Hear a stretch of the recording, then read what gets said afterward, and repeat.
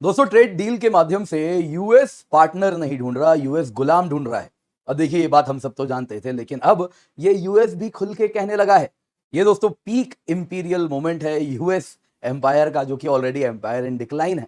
दोस्तों हुआ यूं है, यूएस के जो ट्रेजरी सेक्रेटरी हैं उन्होंने एक इंटरव्यू दिया और उस इंटरव्यू के बाद अगर आप देखें तो एंकर भी भौचक्का रह गए, जिसमें वो कह रहे हैं कि देखिए जी, जिन जिन के साथ उनका ट्रेड डील हुआ है, ईयू, जापान, साउथ कोरिया, उनके बारे में वो कह रहे हैं कि इनके जो पैसे हैं, जो इनके पास पैसे सरप्लस वेल्थ इन्होंने बनाया है, वो सब अब ट्रंप निर्धारित करेंगे कि वो कैसे अमेरिका में इस्तेमाल होना है। और उनके वेल्थ को, उनके पैसों को वो खुल के कह रहे हैं ये हम ऑफशोर एप्रोप्रिएशन करने वाले हैं। जी हाँ, एक कॉलोनियल एम्पायर है, जैसे ऑफशोर लैंड अप्रोप्रिएट करते हैं, उनका दूसरों का वेल्थ अप्रोप्रिएट करते हैं, कुछ वैसा ही यूएस खुल के कह रहा है।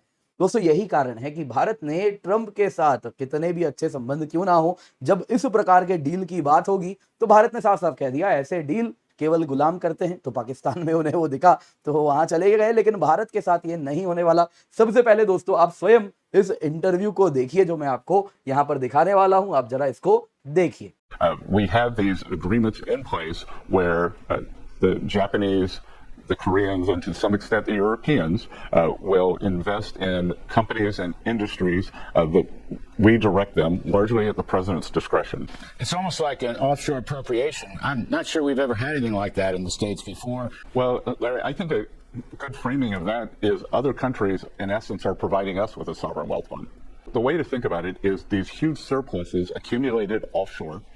Let's take Japan. We're going to have 550 billion, and they will be reinvesting that back into the U.S. economy, and we will be able to direct them as we reshore these critical industries. तो जैसा दोस्तों आप लोगों ने ये interview देखा, आपने जो सुना उसको मैं वापस समझाऊंगा क्या वो कह रहे हैं, लेकिन कुछ रिएक्शन देखते हैं। सबसे पहले दोस्तों जरा यहाँ पे देखते हैं विक्रम सूद साहब, जो कि आरएनएडब्ल्यू चीफ रह चुके हैं, वो क्या कह रहे हैं। वो कह रहे हैं कि यूएस इसी तरीके से आज आगे बढ़ रहा है और ट्रंप और उसके कैबिनेट इस प्रकार से यदि यूरोप को ट्रीट करते हैं तो आप कैसे एज्यूम करेंगे कि वो इंडिया को एक बेटर ट्रीटमेंट देने वाले हैं, जब वो अपने एलाई को कह रहे हैं कि उनके वेल्थ को वो अप्रोप्रिएट करने आ रहे हैं और हक से मांग रहे हैं। तो आप भारत से लिए ट्रंप से क्या ही उम्मीद कर सकते हैं। वहीं दोस्तों कवल सिब्बल साहब ने भी कहा surpluses of Japan, Korea, some extent Europe, US sovereign wealth fund है और ये यूएस इंडस्ट्री को बिल्ड करने के लिए इस्तेमाल होगा ट्रंप की अनुकंपा पे, ट्रंप के डिस्क्रिशन पे, और ये यूएस ट्रेजरी के बोल हैं।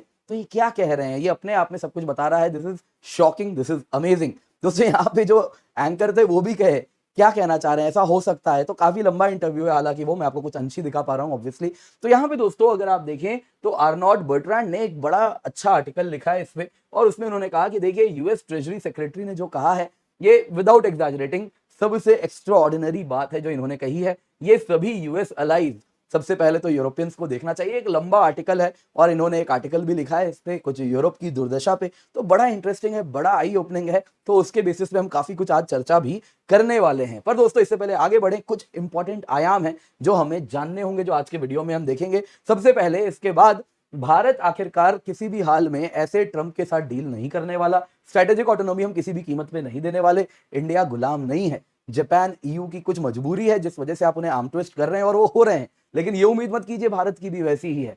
साथ ही साथ दोस्तों यहाँ पे हम देखेंगे यूएस का ये जो एक्टिविटी है, ये जो एक्शन है जिसमें वो अपने अलाइज को ही खोखला कर रहा है, ये हिस्टोरिकली हमने हर डिक्लाइनिंग पावर के केस में देखा है। तो कैसे आपको मैं कुछ ब्रिटेन का एग्जाम्पल दिखाऊंगा, कैसे वो सेकेंड वर्ल्ड वॉर और उसके बाद अपने अलाइज को खोखला किस तरीके से करना उसने शुरू किया। साथ ही साथ दोस्तों यूरोपियन यूनियन की भी बात होगी कि उसको तो कैसे इन्होंने गुलाम बना दिया है। तो अलास्का समिट जो हो रहा है वो यूरोपियंस के लिए काफी ज्यादा, अगर आप देखें तो वो लज्जित महसूस हो रहे हैं। क्यों, आइए जरा आज इसी पर चर्चा करते हैं। पर इससे पहले आगे बढ़े, आप लोगों से निवेदन है वीडियो लाइक करें, चैनल सब्सक्राइब करें, बेल आइकन अवश्य दबाएं। आप हमारे टेलीग्राम ग्रुप पे भी अवश्य जुड़ सकते हैं। इसके सिवा दोस्तों आज आखिरी दिन है, 17,999 रुपए में आपके लिए हम सब्सक्रिप्शन लाए हैं।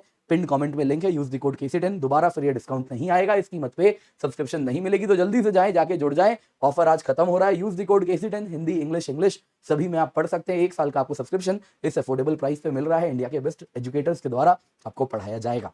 सबसे पहले दोस्तों यहाँ पे यूएस ट्रेजरी सेक्रेटरी ने क्या कहा है, आइए जरा उसको देखते हैं। इन्होंने टैरिफ और फॉरेन इन्वेस्टमेंट पर, वो फॉक्स बिजनेस पर चर्चा कर रहे थे, जिसमें उन्होंने कहा कि देखिए यूएस जो कर रहा है ये ऑफशोर एप्रोप्रिएशन है। एप्रोप्रिएशन एप्रोप्रिएट करने से बना है। एप्रोप्रिएट का क्या मतलब होता है, कोई चीज दूसरे की ले लेना उसके बिना परमिशन के, ओनर से बिना परमिशन लिए हड़प लेना इज एप्रोप्रिएशन। तो ये खुल के कह रहे हैं यूएस जो कर रहा है ये विदेश में जाके हड़प रहा है।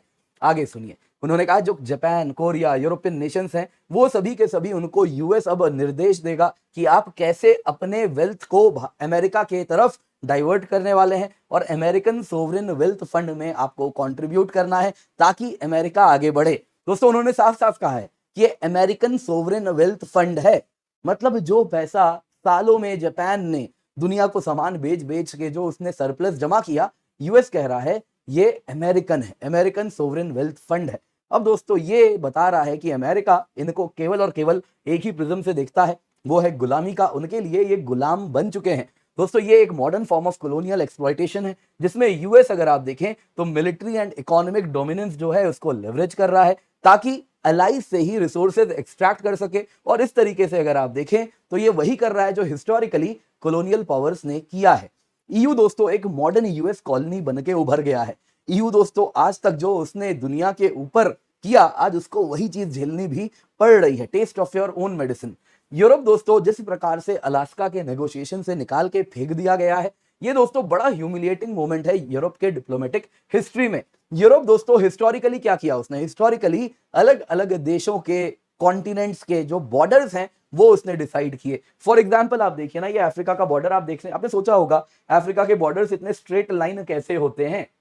कारण जानते हैं दोस्तों स्ट्रेट लाइन होने का क्या है, क्योंकि ये बॉर्डर बर्लिन कॉन्फ्रेंस में डिसाइड किए गए थे 1884-1885 में, जिसमें बर्लिन में बैठ के जितने भी यूरोप में पावर्स उस वक्त मौजूद थे, फ्रेंच थे, ब्रिटिश थे, इटालियन थे, जर्मन थे, पोर्तुगीज थे, इन सब ने मिलकर डिसाइड किया कि इतना टेरिटरी फ्रेंच, इतना टेरिटरी ब्रिटिश, इतना टेरिटरी बेल्जियम, और इस प्रकार से लाइन पे बस एक रेखा खींचना शुरू किए मैप पे और पूरी टेरिटरी डिसाइड हो गई। अफ्रीका के लोग कोई सेम ट्राइब के लोग यहाँ रह गए, कुछ वहां चले गए और वो आपस में ही बिखर गए अलग अलग देशों में। इस वजह से आज भी अगर आप देखें तो अफ्रीका में सिविल वॉर्स होते हैं, क्योंकि देश के बनने के लिए एक फ्रैटर्निटी, एक ब्रदरहुड, एक भाईचारा होना बहुत जरूरी है, जिसमें एक कॉमन आइडेंटिटी का बड़ा रोल होता है। लेकिन जब आप इस प्रकार से बिखर जाते हैं अलग अलग देशों में तो आप में वो आइडेंटिटी कभी आती ही नहीं, तो आपस में ही रिसोर्सेज को लेकर लड़ते रहते, तो सिविल वॉर होता रहता है। तो आज कुछ वैसा ही यूरोप के साथ हो रहा है। आज वापस दोस्तों अलास्का समिट हो रहा है, होने वाला है, कल होगा, और उसके बाद अगर आप देखें तो यूरोप के लैंड बॉर्डर डिसाइड होने वाले हैं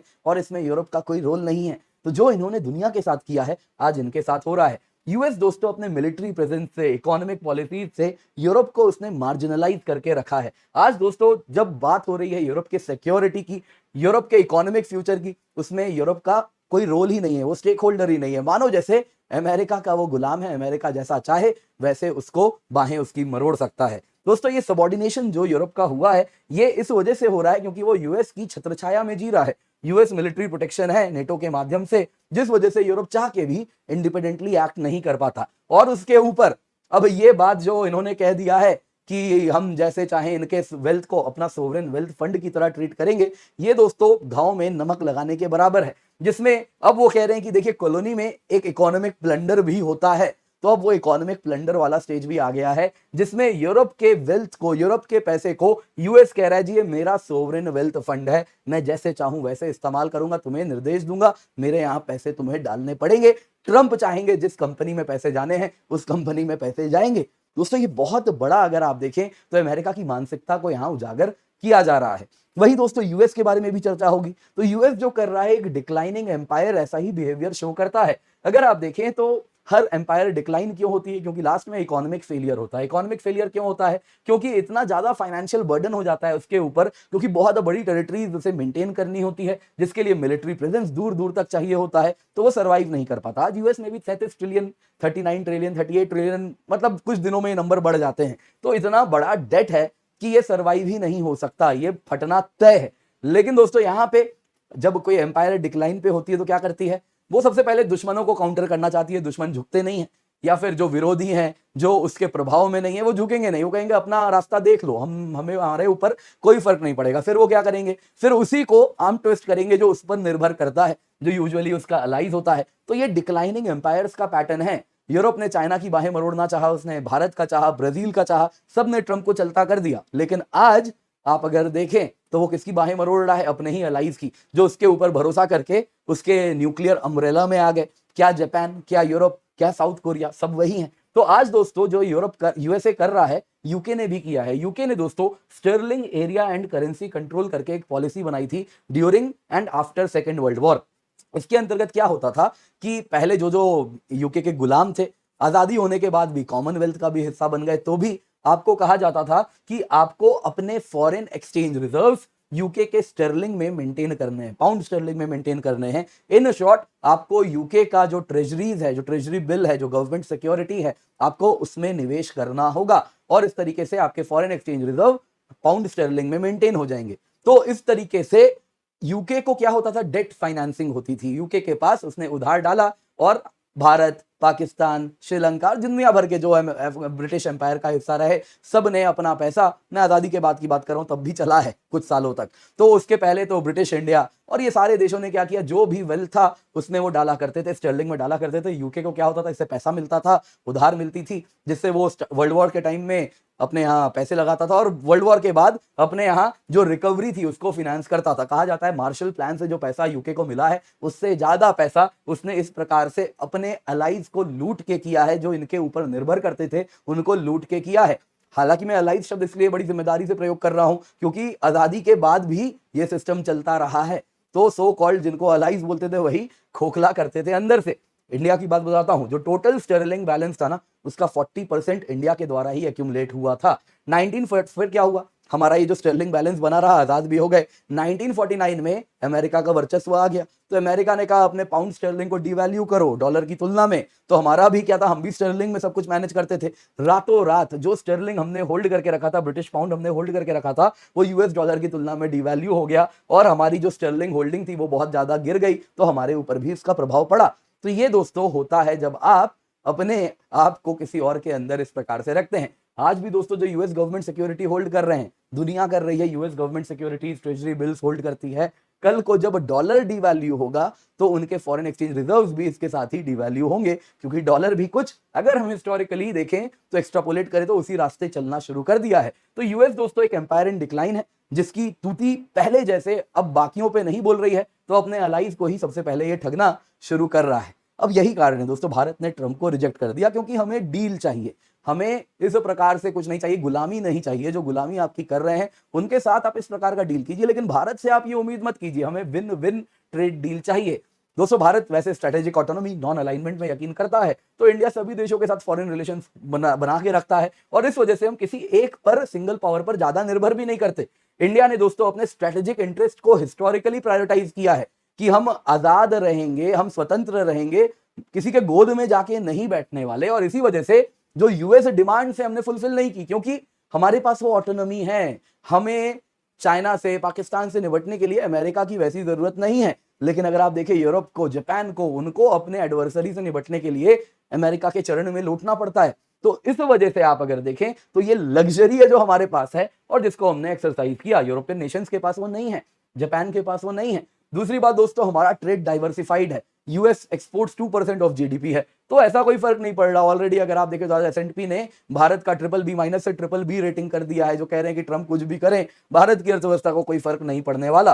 दोस्तों यहाँ पे अगर आप देखें तो हम इजीली अपने ट्रेड को बाकी मार्केट से, एशिया, लैटिन अमेरिका में शिफ्ट कर सकते हैं, अफ्रीका में शिफ्ट कर सकते हैं, तो कुछ फर्क नहीं पड़ने वाला। तो इसलिए हमारे पास वो हेडरूम है कि हम ट्रंप के इस प्रकार के डिमांड को किक आउट कर सकते हैं। बाकी दोस्तों मिलिट्री डिफेंस, हमारी जो इंडिपेंडेंस है, आत्मनिर्भरता है, मल्टीपल पार्टनर्स हैं, सब पे निर्भर करते हैं, जिस वजह से ट्रंप के ऊपर हमारी निर्भरता वैसी नहीं है। बाकी दोस्तों हमारे एम्बिशंस हैं, हम ब्रिक्स, ग्लोबल साउथ की लीडरशिप, ये सब चाहते हैं, जिस वजह से हम किसी भी हाल में ट्रंप के प्रेशर में अगर केविन कर गए तो हम बाकी दुनिया की लीडरशिप कैसे करेंगे। तो इसलिए हम वो कर ही नहीं सकते। तो ट्रंप अगर अभी भी इसी दुनिया में जी रहे हैं कि जैसे उन्होंने यूके यूएस, जैसे उन्होंने यूके को, जापान को आर्म ट्विस्ट किया, यूरोपियन यूनियन को आर्म ट्विस्ट किया, वैसे भारत को कर देंगे, तो ये उनकी गलतफहमी है। और कहीं ना कहीं पूरे ब्रिक्स ब्लॉक में उनको यही दिख भी रहा है कि ये देश उस प्रकार से हिलने नहीं वाले, आपको अपने पार्टनर्स को ही ठगना पड़ेगा। और एग्जैक्टली वो वही चीज कर भी रहे हैं, जो कि very typical of an empire in decline है। तो एग्जैक्टली वही चीज अमेरिका सिम्टम्स अब शो कर रहा है, यानी कि जो डिक्लाइन का कर्व है वो अब तेजी से आगे बढ़ना शुरू हो रहा है। उम्मीद करता हूं दोस्तों आपको वीडियो, आपको एनालिसिस पसंद आई होगी, लाइक जरूर कीजिएगा। इसके सिवा 17,999 रुपए में आपके लिए सब्सक्रिप्शन लाए हैं, जिसमें आपको 1 साल की सब्सक्रिप्शन मिल रही है, ये प्राइसेस दोबारा रिटर्न नहीं होंगे। मेक श्योर आप इसका फायदा उठाएं। Use the code KC10 for maximum discount. Pin comment में आपको लिंक मिल रहा है, जल्दी से जाके जुड़े दोस्तों, आज ये ऑफर खत्म हो जाएगा, तो इसके साथ आप अवश्य जुड़ जाए, फ्रीडम सेल है। इसके सिवा दोस्तों UPSC CSC mains residential programme आपके लिए हम लाए हैं, जिसके अंतर्गत दोस्तों आप अगर देखें तो अगर आप जैसे ही प्रीलिम्स क्लियर करेंगे तो मेंस में आपके लिए हम तैयारी दिल्ली में बुला के कराएंगे। लॉजिंग, बोर्डिंग सब कुछ आपको मिलेगा। Mains test series with evaluation मिलेगा, स्ट्रेटेजिक मेंटरशिप मिलेगी, dedicated offline mains subject wise preparation आपको मिलेगा। यूज द कोड KC10 ताकि आपको मैक्सिमम डिस्काउंट मिले। इसके थ्रू जुड़ने के लिए आपको 2 साल या उससे अधिक की सब्सक्रिप्शन लेनी होगी, जो बड़ी अफोर्डेबल प्राइस में शुरू हो रही है, केवल 29,999। 2 साल की सब्सक्रिप्शन आपको मिल रही है, उसमें आपको मिल जाएगा आइकनिक और कॉम्बो सब्सक्रिप्शन भी आपके पास उपलब्ध है। आप इसके साथ जुड़ सकते हैं। ये प्राइसेस दोस्तों दोबारा नहीं आने वाले। मेक श्योर आप जुड़े। Use the code KC10 for maximum discount.